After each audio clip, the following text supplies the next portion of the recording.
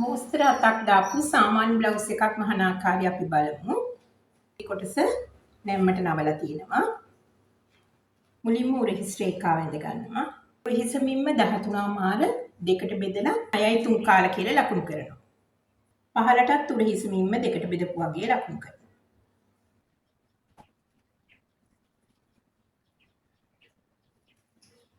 පපුවට මින්ම 4න් බෙදපු වගේට අගලක් එකතු කරලා ලකුණු කරනවා. පපුවට මින්ම 34යි. 4න් බෙදුවම 8 මාරයි. අගලක් එක්ක 9 මාරයි. ඉනට උසට අගලක් එකතු කරලා ලකුණු කරනවා. 14 මාරයි. ඉන රේඛාව ඇඳ ගන්නවා. ඉන මින්ම 4න් බෙදලා අගලක් එක්ක ලකුණු කරනවා. ඉන මින්ම 25යි 4න් බෙදුවම 6යි කාලයි. එකක් එක්ක 7යි කාලයි කියලා ලකුණු කරනවා. අඟල් වලින් ලකුණු කරා. ඊළඟට බ්ලවුස් උස ලකුණු කරනවා. අඟලක් එකතු කරලා. වාටිය මහන්න අඟලක්. ඒකෙත් උකුල වටමින්ම 4න් බෙදලා එකක් එක්ක ලකුණු කරනවා. උකුල වටමින්ම 34යි 4න් බෙදුවම 8 මාරයි. එකක් එකතු කරාම 9 මාරයි.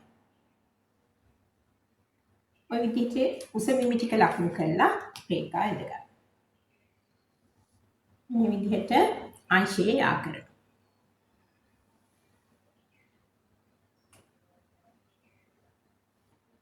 කරවට මින්ම 4න් බෙදලා ලකුණු කරනවා. කර හරහට 2යි 3 කාලක් ගන්නවා. කර පහලට අඟල් 5ක් ගන්නවා.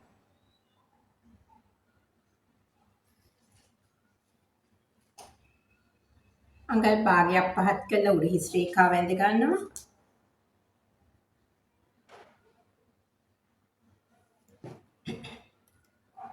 කර කොටුවත් ඇඳ ගන්නවා.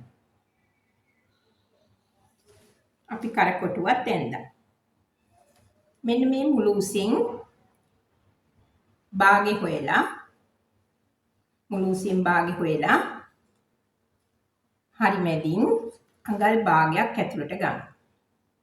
අඟල් භාගයක් ඇතුළට අරගෙන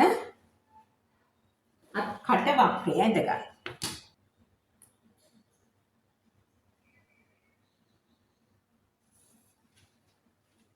පහතින් අඟල් භාගයක් උසවනවා.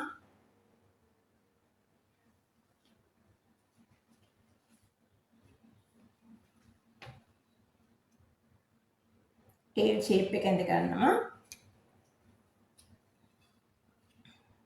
පිටිපස පළුව ඇඳීමේ පහසුවට අපි අඟලක් පහත් කරලා පිටිපස කරත් ඇඳ ගන්න.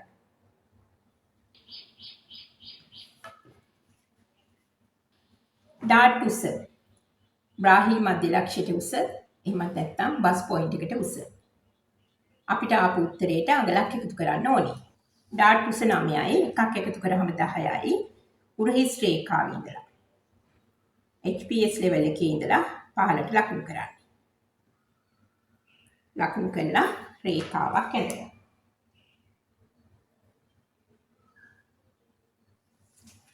මේ රේඛාවේ ඩාට් පළලත් දෙකට බෙදලා ලකුණු කරනවා. අපිට 6යි කාලයි. ඒක දෙකට බෙදුවම 3යි 8න් එකක් එනවා. අඟල් 3යි 8න් එකක්. මේ මින්ම ලකුණු කරලා අංශ ඩාට් එක දාගන්න හදන්න. අංශ ඩාට් එකේදී අඟලක් පහතින් සලකුණු කරනවා. ඒ සලකුණට උඩින් අඟල් භාගයයි යටින් අඟල් භාගයයි දෙනවා. බ්‍රාහි මධ්‍ය ලක්ෂයේ ඉඳලා නැත්නම් බස් පොයින්ට් එකේ ඉඳලා අඟලක් මේ පැත්තට ලකුණු කරලා ඩාට් එක ඇඳ ගන්න.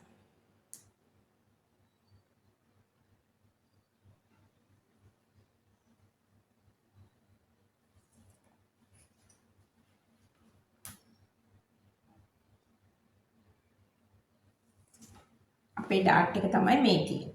පාත් කරපු වගේ මේ තියෙන්නේ. දැන් අපි අඟලයි එකතු කරේ වටරවුම් වලට එක පළුවකට. පළු 4කින් ඇඳුමක් හැදෙන්නේ. ඒකට අඟලයි කියලා කියන්නේ පළු 4න් අඟල් 4ක් එනවා බුරුල. අපි මැහුම් මාස දීලා කපා ගත්තොත් අඟල් භාගය. එහෙනම් අඟල් භාගයක් මැහුම් මාස දීලා ඇඳුම කපා ගන්නවා.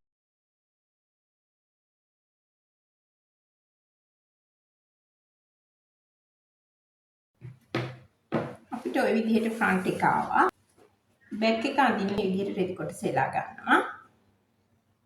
අඟල් භාගයක් හෝ කාලක් මේ නැම්මේ ඉඳලා පිටිපස පළුවට අපි නැම්මට රෙද්ද එලා ගත්තා.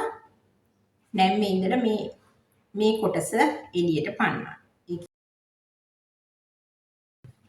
පිටිපස් පළුවට කෙලින් ඉරටයි කැපෙන්නේ.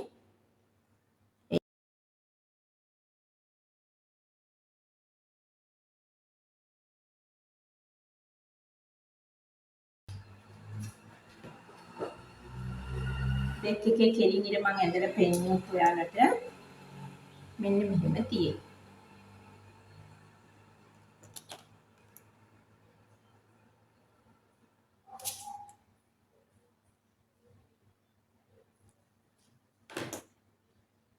එතකොට ෆ්‍රන්ට් එකේ භාගයක් ඇතුළට කැපිලා බැක් එකේ කෙලින් ඉරේ ඉඳලා මෙහුම් වාසි භාගයක් එළියට දීලා ආරයි. ඔය විදිහට අපිට ෆ්‍රන්ට් එකයි බැක් එකයි කපා ගන්න හැකියාව තියෙනවා. අපි ඇඳගත්තු පතරොම් දෙකෙන් තමයි අත්පලල හොයාගන්නේ. අපි බලමු කොහොමද කියලා ඒක. මෙහුම් වාසි නැතුව අත්පලල හොයන්නේ. දැන් මේකේ මෙහුම් වාසි මම මාක් කරොත් ඔය විදිහට අපි බ්ලොක් එකක අඳිද්දී බ්ලොක් එකෙන් තමයි මනින්නේ. දැන් රෙද්දෙනේ ඇඳලා තියෙන්නේ භාගෙ නැතුව හොයන්න. අත්පලල කියන්නේ මෙහුම් වාසි භාගය අතෑරියොත් උඩිනුත් අපි අතාරිමු. ඔය විදිහට මෙහුම් වාසි නැතුව මේකෙත් මෙහුම් වාසි නැතුව මෙහුම් වාසි නැති කොනටයි අල්ලන්නේ. මෙන්න මෙහෙමයි අත්පලල මනින්නේ. මේක ඇවිල්ලා තියෙනවා අත්පලල 6යි 3 කාලක්.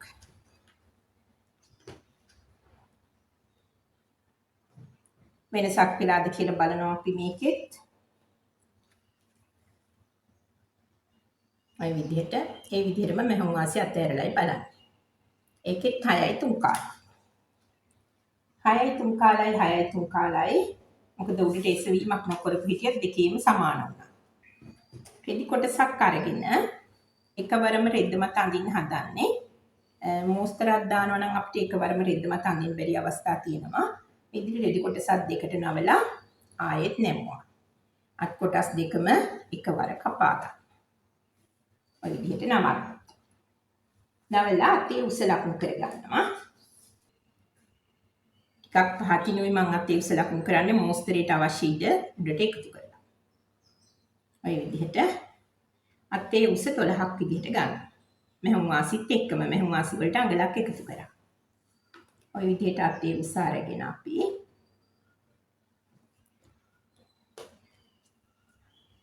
උස ගත්තේ මෙතන ඉඳලා පහළට ක්‍රවුන් හයිට් එකට අඟල් 3මාරක් පහත් කරනවා. 3මාරක් පහත් කරලා ඔය විදිහට රේඛාවක් ඇඳ ගන්න.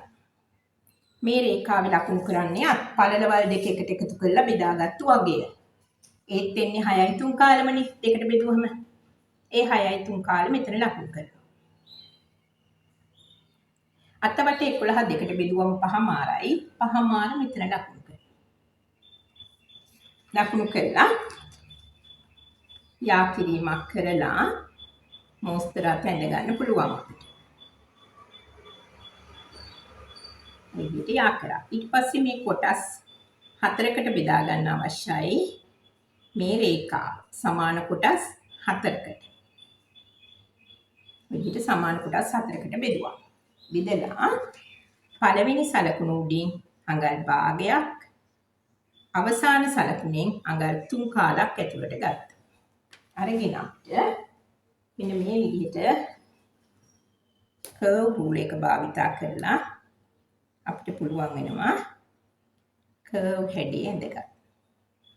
මෙතනට වෙද්දියාගේ 0 වෙනවා. ආයෙමත් මේ පැත්ත දාලා ඔය විදිහට අත ඇඳ ගන්න. මෙතනින් භාගයයි ඉස්සුවේ පළවෙනි කොටසෙන් කොටස් 4කට බෙදුවේ අවසාන සලකුණෙන් අඟල් 3 කාලක් පහත් කරේ. ෆ්‍රන්ට් එක පැත්තට තමයි අඟල් 3 කාලේ ඉන්නේ, බැක් එකට ඉන්නේ නැහැ. එතකොට ෆ්‍රන්ට් එකට අත්කට කැපුව නිසා අපි 3 කාලේ පැත්ත ෆ්‍රන්ට් එකට ගන්න. මෙහොම වාසිත් දීලමයි තියෙන්නේ. දැන් අපිට පුළුවන් මෝස්තරේ නිර්මාණය කරන්න. අපි බලමු කොහොමද කියලා. මම පොඩ්ඩක් පෆ් අතක් අඳින්න හදන්නේ. ටිකක් පෆ් වෙච්ච අතක්. අඟල් 2මාරක් උඩට ඔසවලා මේ විදිහට ඔන්න ඔහොම සලකුණක් තියාගන්න. මට ඕනේ මෙන්න මේ දෙවෙනි සලකුණ. පළවෙනි සලකුණ නෙමෙයි දෙවෙනි සලකුණ ළඟට පෆ් හැඩය ගේන්න. මට මේ වගේ රූලර් එකක් භාවිතා කරලා ඇඳ ගන්නත් පුළුවන්. අතින් අඳින්නත් පුළුවන්.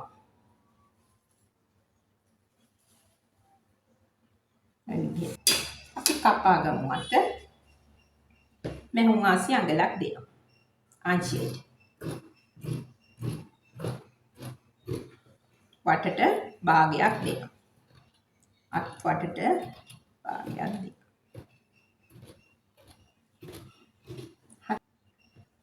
ඉදිරිපසට පේසින් එක කපා ගන්නවා.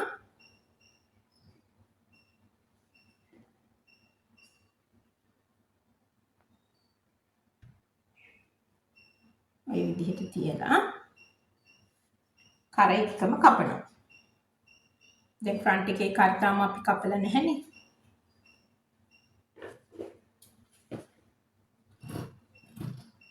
මේ විදිහට කපා ගන්න.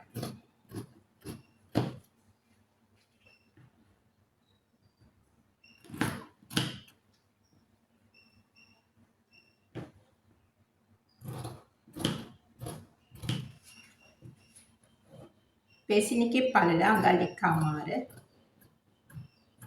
දෙක ඕලොක් පාට් එකත් එක්ක යද්දි මේ විදිහට ගන්නවා. බෑක් එකටත් මේ විදිහටම පේසින් එක කපා ගන්න.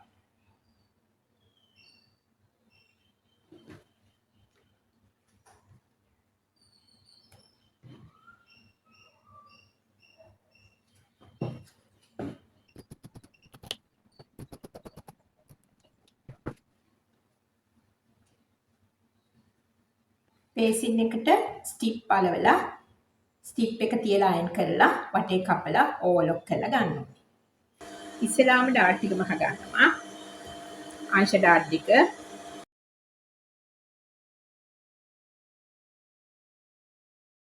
හොඳ ලස්සන හැඩයක් ඇවිත්ටි.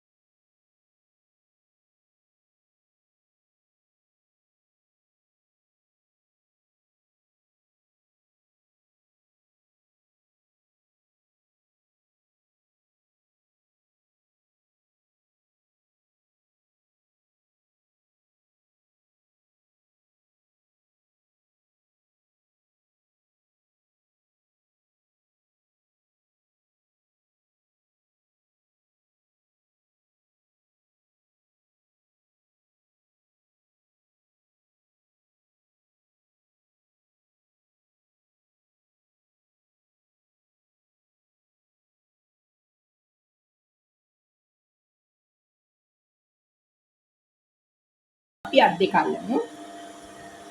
මේ ඉස්සරහට පොඩ්ඩක් අපි මෙන්න මේ උඩ ටික විතරක් පොඩ්ඩක් රැලි කරගන්න. ගොඩක් නෙමෙයි ටිකක්.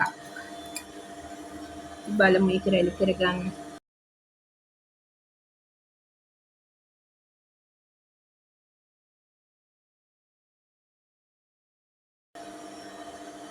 බෑක් එකත් ඒ විදිහට රැලි කරගන්න.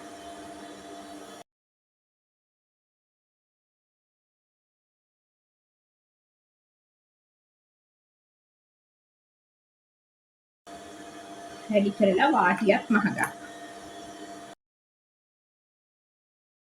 බාගේ වගේ වාටියක් දානවා.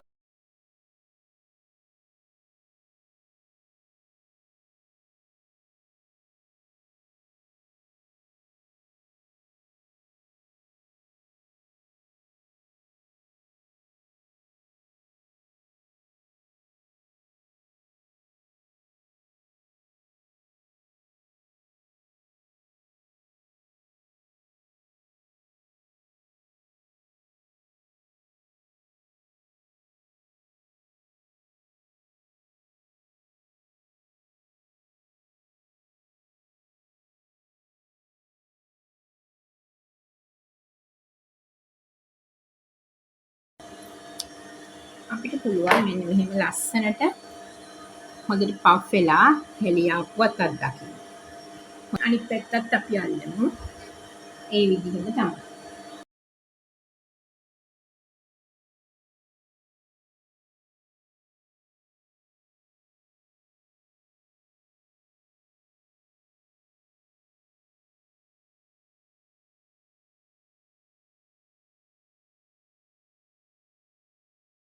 අඟල් භාගෙන් මහගෙන යනවා. මෙහෙම වාස භාගයක් දුන්නනේ අපි. මේ භාගෙන් මහගෙන යනවා. හරියටම ඔන්න ඔය විදිහට